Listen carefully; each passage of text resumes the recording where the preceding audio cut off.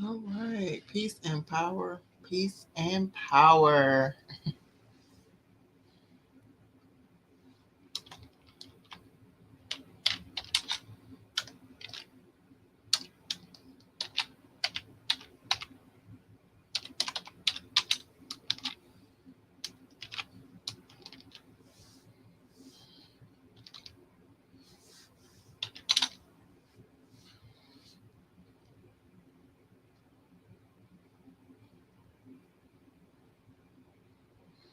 All right, y'all. So I know y'all probably thought I wasn't coming. I am a person that keeps my word. And so rain, sleet, or snow, I'm here. I want to unwind a bit before I get into the book. So don't mind me. Today was the longest day. By the time I get to Friday, I don't even know that it's Friday. That's how long the week, and not even long. That's how fast it goes by. It's like, today's Friday. So, I am here. I am she, styled by Nina. Really damn. Of course, like I say, unwind. You know, make it what it do.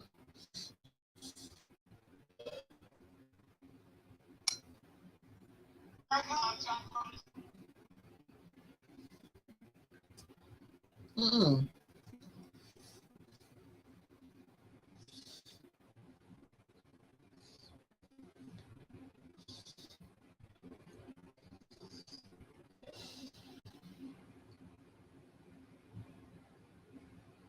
Okay.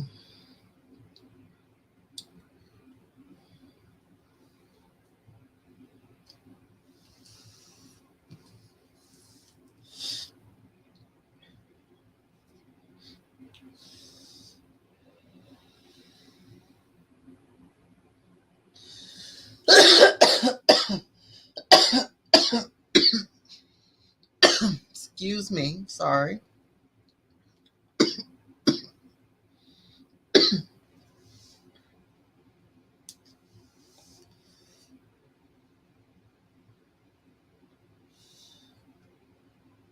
What?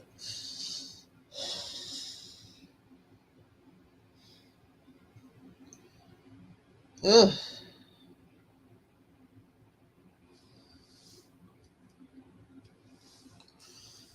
We're just getting a little wind down going on. Just, let's see.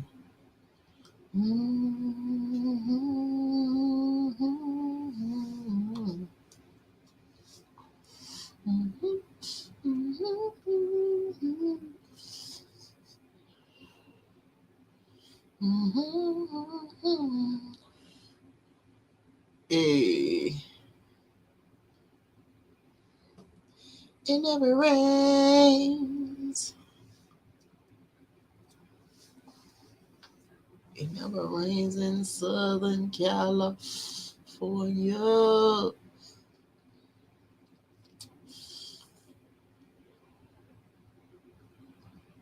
Okay.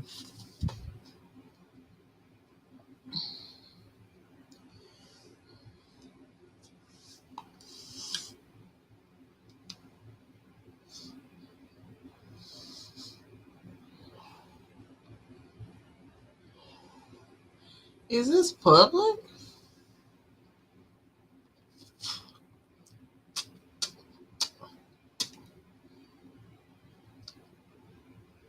Woohoo!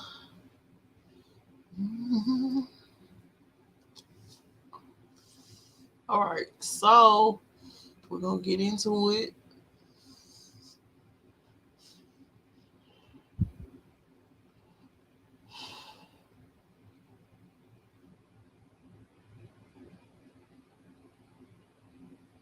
Reels get a whole lot more views.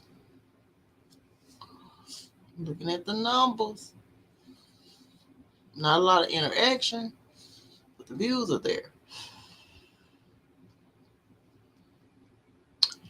All right, so let me share the screen. Share screen.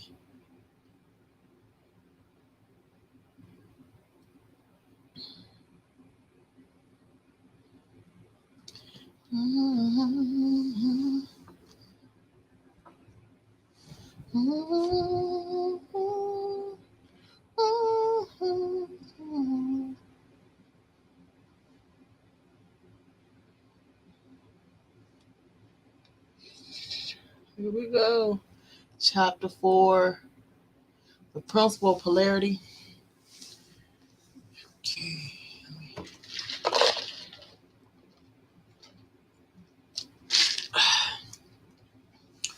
And then like some good water. Okay. Now, let's get started, y'all. Y'all ready?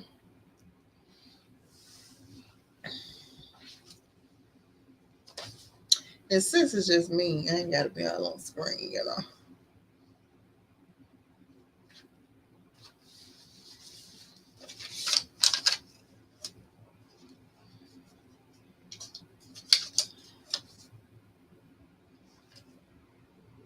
Oh, this ain't the right page. Hold on.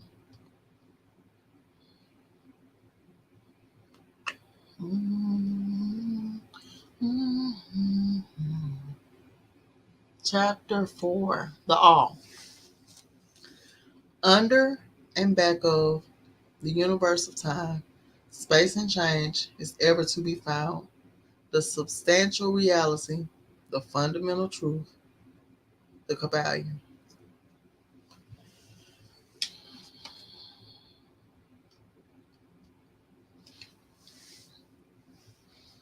I wish this could reach out a little more. So, substance means that which underlies all outward manifestations, the essence, the essential reality, the thing in itself, etc. Substantial means actually existing.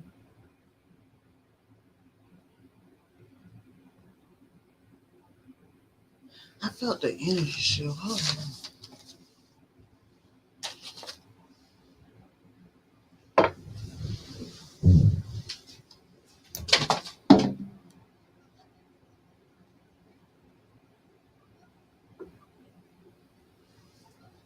I can't see that.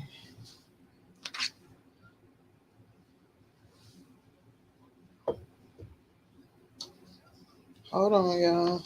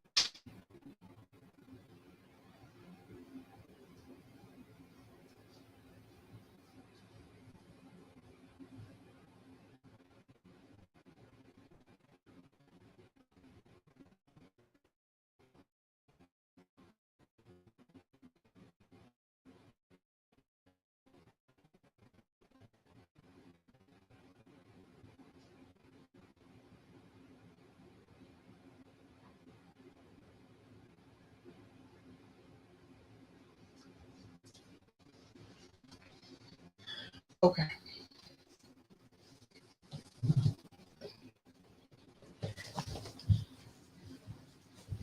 Okay.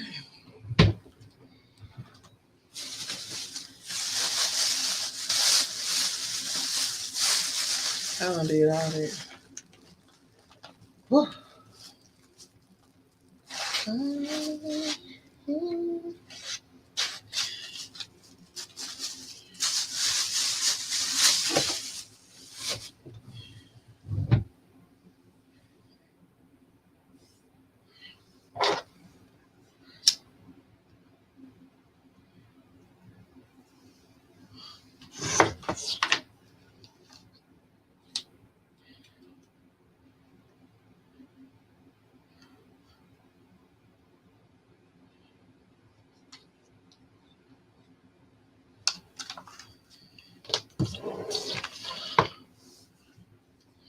Oh, all right. Let's get back into it.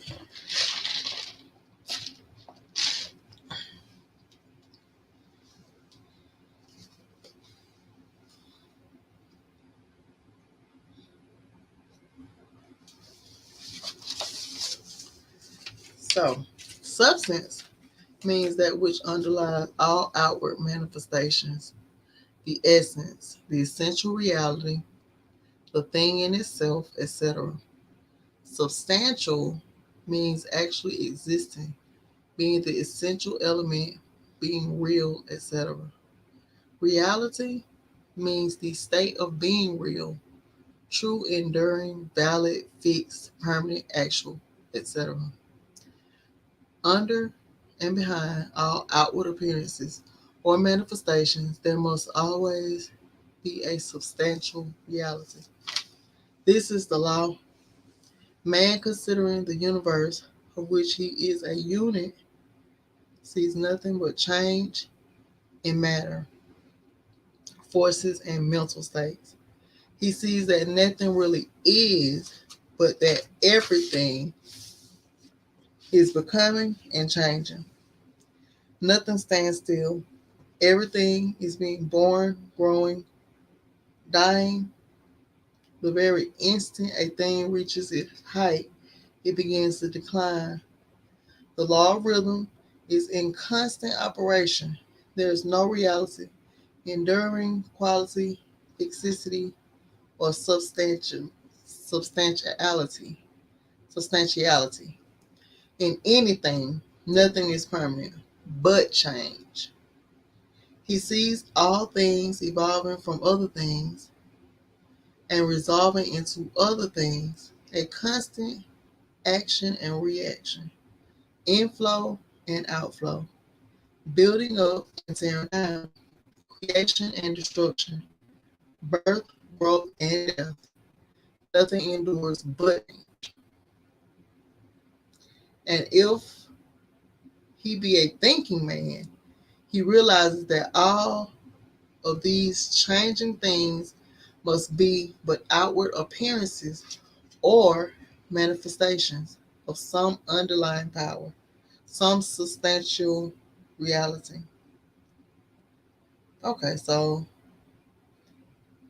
he said, and if he be a thinking man, he realized that all of these changing things must be but outward appearances or manifestations of some underlying power, some substantial reality. All thinkers in all lands and in all times have assumed the necessity for postulating the existence of this substantial reality. All philosophies worthy of the name have been based upon this thought. Men have given to this substantial reality many names. Some have called it by the term of deity under many titles, and others have called it the infinite and eternal energy. Others have tried to call it matter, but all have acknowledged its existence. It is self evident, it needs no argument. In these lessons, we have followed the example of some of the world's greatest thinkers, both ancient and modern, the Hermetic masters, and have called this underlying power, this substantial reality, by Hermetic name, by the Hermetic name of the All, which term we consider the most comprehensive of the many terms applied by man to that which transcends names and terms. So it's called the All. They refer to the Creator as the All because it is creation. It's everything that has ever been created. We accept and teach the view of the great Hermetic thinkers of all times, as well as of those illumined souls who have reached higher planes of being, both of whom assert that the inner nature of the All is unknowable. This must be so, for not the All itself can comprehend its own nature and being. The Hermeticists believe and teach that the All in itself is and must ever be unknowable.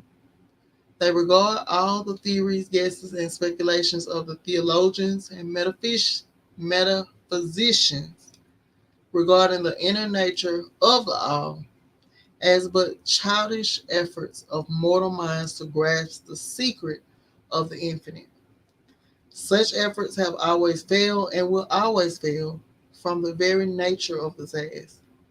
One pursuing such inquiries travels around and around in a labyrinth of thought until he is lost to all sane reasoning, action, or conduct, and is utterly unfitted for the work of life. He is like the squirrel which frantically runs around and around the circling treadmill wheel of his cage, traveling ever and yet reaching nowhere. At the end, a prisoner still, and standing just where he started.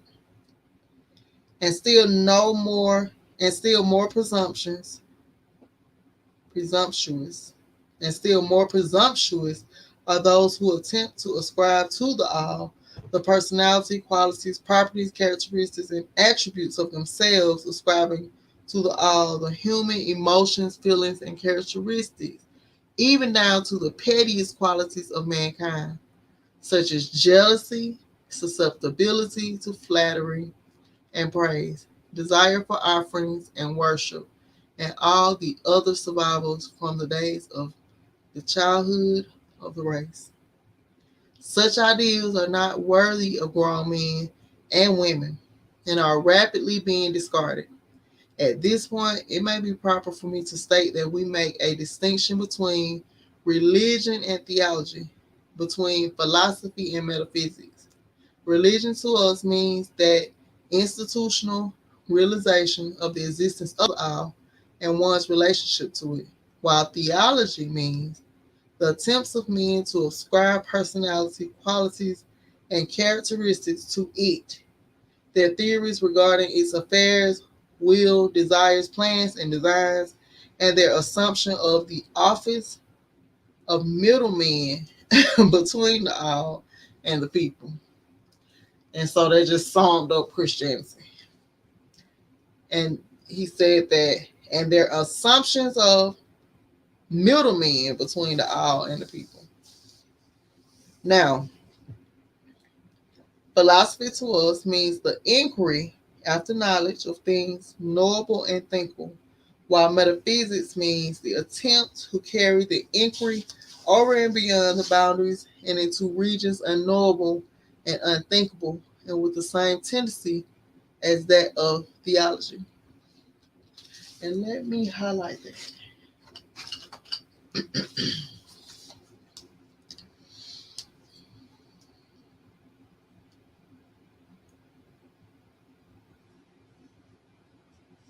It's stated between the difference between religion and theology, and then philosophy and metaphysics.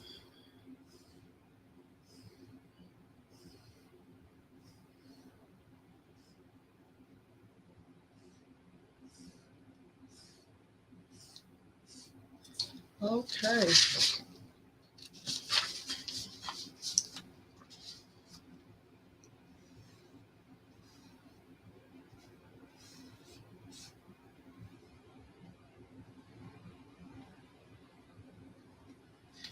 Okay.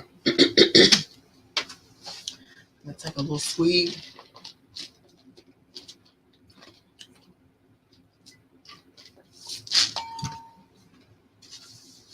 Hmm. And consequently, both religion and philosophy mean to us things having root in reality, while theology and metaphysics seems like broken reeds rooted in the quicksands of ignorance and affording not but the most insecure support for the mind or soul of man. We do not insist upon our students accepting these definitions. We mention them merely to show our position. At any rate, you shall hear very little about theology and metaphysics in these lessons. But while the essential nature of the all is unknowable, there are certain truths connected with its existence which the human mind finds itself compelled to accept, and an examination of these reports form a proper subject of inquiry, particularly as they agree with the reports of the illumined on higher planes. And to this inquiry, we now invite you. That which is the fundamental truth, the substantial reality, is beyond true naming, but the wise men call it the all. In its essence, the all is unknowable, but the report of reason must be hospitably received and treated with respect. The human reason, whose reports we must accept, so long as we think at all, informs us as follows regarding the all, and that without attempting to remove the veil of the unknowable. Number one, the all must be all that really is. There can be nothing existing outside of the all, else the all would not be the all. And two, the all must be infinite, for there is nothing else to define, confine, bound, limit, or restrict the all. It must be infinite in time or eternal. It must always have continuously existed, for there is nothing else to have ever created it, and something can never evolve from nothing. And if it had ever not been, even for a moment, it would not be now.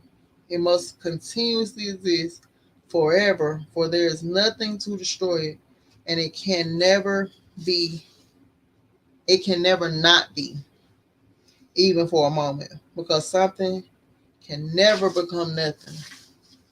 It must be infinite in space. It must be everywhere, for there is no place outside of all. It cannot be otherwise than continuous in space without break, cessation, separation, or interruption. For there is nothing to break, separate, or interrupt its continuity, continuity, continuity, and nothing with which to fill in the gaps. It must be infinite in power or absolute, for there is nothing to limit, restrict, restrain, confine, disturb, or conditioning. It is subject to no other power, for there is no other power. And then number three, the all must be immutable or not subject to change in its real nature, for there is nothing to work changes upon it, nothing into which it could change, nor from which it could have changed. It cannot be added to nor subtracted from, increased nor diminished, nor become greater or lesser in any respect whatsoever. It must have always been and must always remain just what it is now. The all. There has never been, is not now, and never will be anything else into which it can change. The all being infinite, absolute, eternal, and unchangeable, it must follow that anything finite, changeable, fleeting, and conditioned cannot be the all. And as there is nothing outside of the all in reality, then in all such finite things, must be as nothing in reality. Now, do not become befogged or frightened. We are not trying to lead you into the Christian Science field under the cover of Hermetic philosophy. There is a reconciliation of this apparently contradictory statement of affairs. Be patient, we will reach it in time. We see all around us that which is called matter, which forms the physical foundation for all forms. Is the all merely matter? Not at all. Matter cannot manifest life or mind, and as life and mind are manifested in the universe, the all cannot be matter, for nothing rises higher than its own source. Nothing is ever manifested in an effect that is not in the cause. Nothing is evolved as a consequent that is not involved as an antecedent. Antecedent.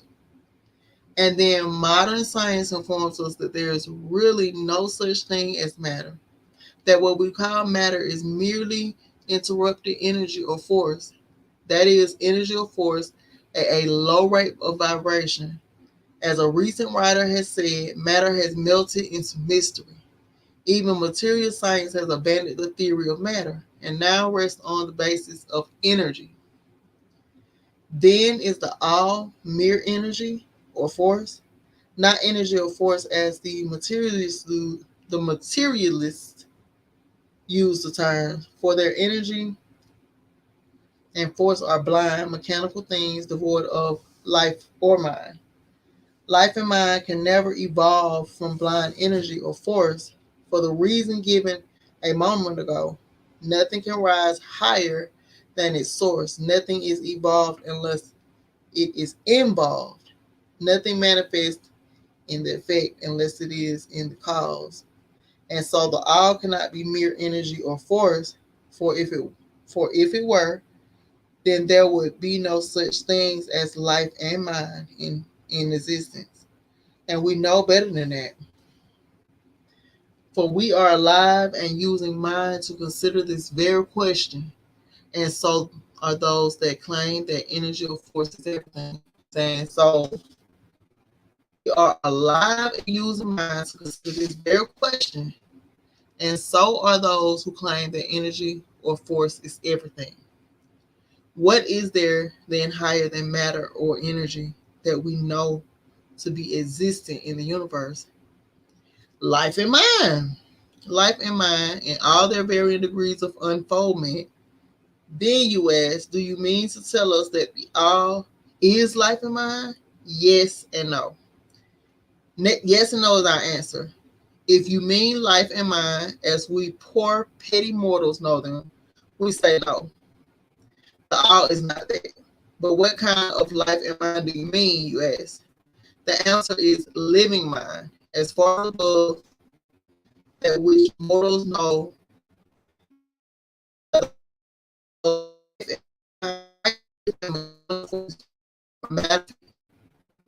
Living mind, as compared to finite life and mind. We mean that which the illumined souls mean when they reverently pronounce the word spirit. The all is infinite living mind. The illumined call it spirit.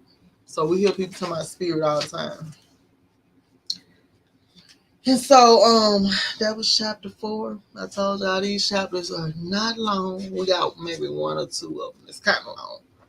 But it's just a good perspective to let you know that everything is energy.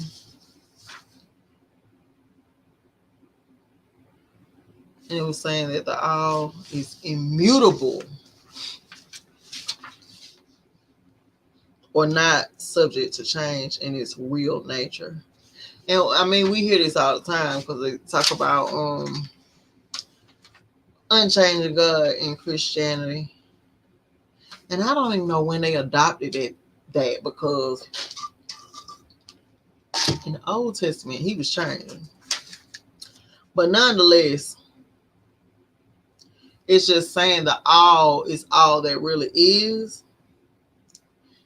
which debunks when people say we separate. We all on a separate journey. Yes, we are, but we're all connected.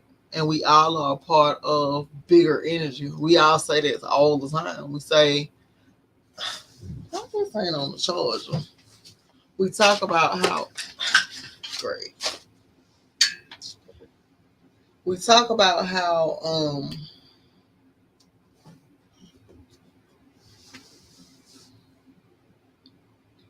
if we all would put our minds together and focus on something that we're trying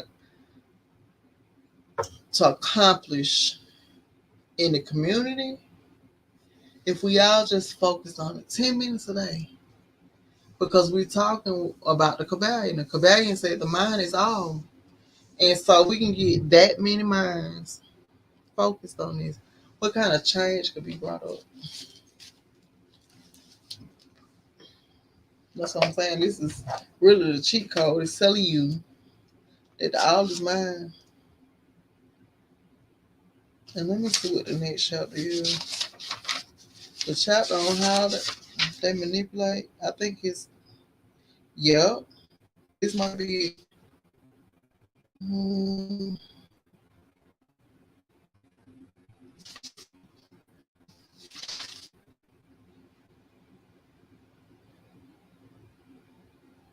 they be talking about, one of these chapters speaks on how the media is manipulating. You know this to be true. But yeah, that was chapter 4.